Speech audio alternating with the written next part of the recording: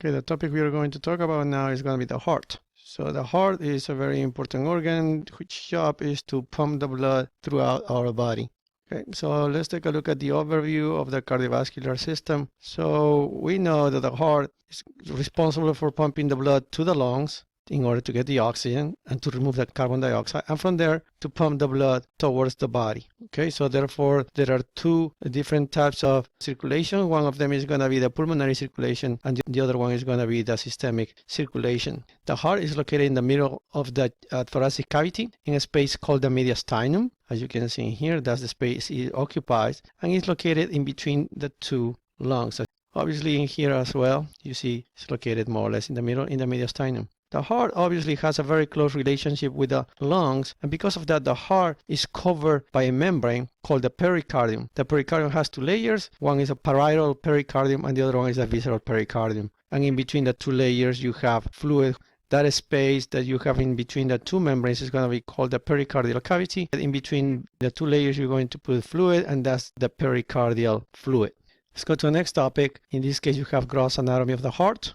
So the heart has three layers which are going to compose the heart wall. It has the epicardium, the myocardium, and the endocardium. Here's the heart, obviously cut in half, and you can see clearly in here the three layers. This is going to be the one on the inside. This is going to be the endocardium. The one in the middle is going to be the myocardium. And the one on the outside is going to be the epicardium. The heart, as you can see in here, it has four chambers. Two on the top, one here and another here. Both of them are going to be called atriums. This is going to be the right atrium. This is going to be the left atrium. Then you have other two cavities at the bottom. This is going to be the left ventricle, and this is going to be the right ventricle. So there's a communication right here between the atriums and the ventricles, and there's communication right here between the atrium and the ventricle. In this case, this is for the left side, this is for the right side.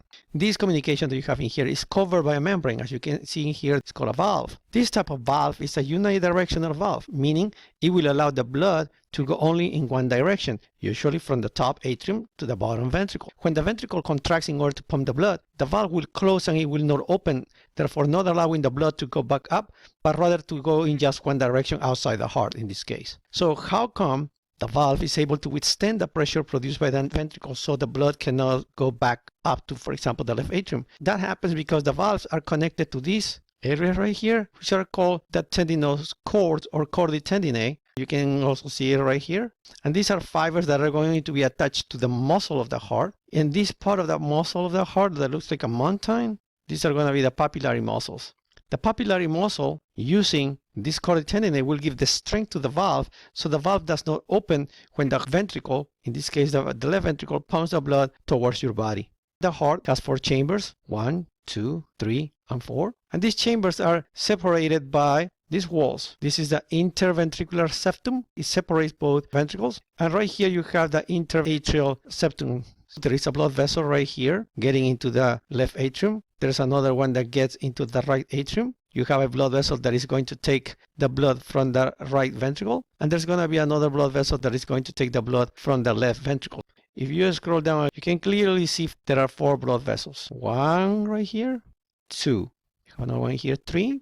You have another one right here, 4. So there are 4 chambers. In the case of the right atrium, you're going to have the superior vena cava and the inferior vena cava. The left atrium, you're going to see that you have the pulmonary veins. You have 2 right here and 2 right here. So there are 4 pulmonary veins. Then if you look at the left ventricle, then you have this blood vessel, this big one right here, which is going to be the aorta. And if you look at the right ventricle, now you're going to see this big blood vessel right here, which is the pulmonary trunk, that eventually is going to divide in order to give you the left pulmonary artery and the right pulmonary artery. So those are the blood vessels that you have inside the heart, and they are going to come out in order to provide the blood to the body. So right here also you can see again the same thing. You have in here the superior and inferior vena cava, the pulmonary veins, the left pulmonary artery, right pulmonary artery, and the aorta. So there you go. You have 1, 2, 3, 4 main blood vessels going to each chamber. The heart is going to have blood vessels to provide them with blood. These blood vessels are going to be the coronary arteries. Okay, you have the right coronary artery, the left coronary artery. Those provide the blood with oxygen to the heart. How the blood comes back to the heart with the carbon dioxide? It's going to be done mainly using the coronary sinus. Okay, as we mentioned, the heart has multiple layers, and we already talked about the epicardium, endocardium, and myocardium. The myocardium is basically the muscle, right? The cardiac muscle. So if you scroll down, you can see here the myocardial vortex, which shows that when the heart contracts, actually contracts in a way that produces a twisting motion when you pump the blood outside the heart. If you scroll down, you can see here the valves that we were talking about. This is the valve on the right side. It's called tricuspid valve. You have it on the right side, which is sometimes referred as to the mitral valve. So this is for the left side and this is for the right side. So you have two valves in there. But something else to mention is that the aorta also has a valve, and the pulmonary valve belongs to the pulmonary trunk. So there are actually four valves in your heart. Two that belongs to the main blood vessels, aorta and pulmonary trunk, and two that belongs to the areas of communication between the atriums and the ventricles. You can clearly see here the valves. Right here, as we said, the valves are going to have certain strength in order to withstand the pressure coming from the ventricles. And we said that the valves obtain this strength because they are attached to the chorditendinae or tendinous cords. And the tendinous cords is connected to the papillary muscle. And obviously the papillary muscle is the one that gives the strength to the valve through the chorditendinae. If we scroll down, we can see that we have the chambers of the heart. We already mentioned that. We have two atriums and two ventricles. Right here in this figure, you can clearly see the four chambers, 1, 2, 3, and 4. And also you can clearly see the blood vessels. So you have in the right atrium, the vena cava, superior and inferior. Right here in the right ventricle, you can see how the pulmonary trunk is going to be there. Right here you have the left atrium, where you can see how the pulmonary veins are getting in there. You have two over here, and then you have the other two that will go around this area. And then right here you have the left ventricle. It's not clearly in here depicted the aorta, but the aorta comes from here and goes like this, and from here it goes up. Also, I already mentioned that the name of the blood vessel that will provide blood to your heart with nutritional purposes is going to be the coronary arteries.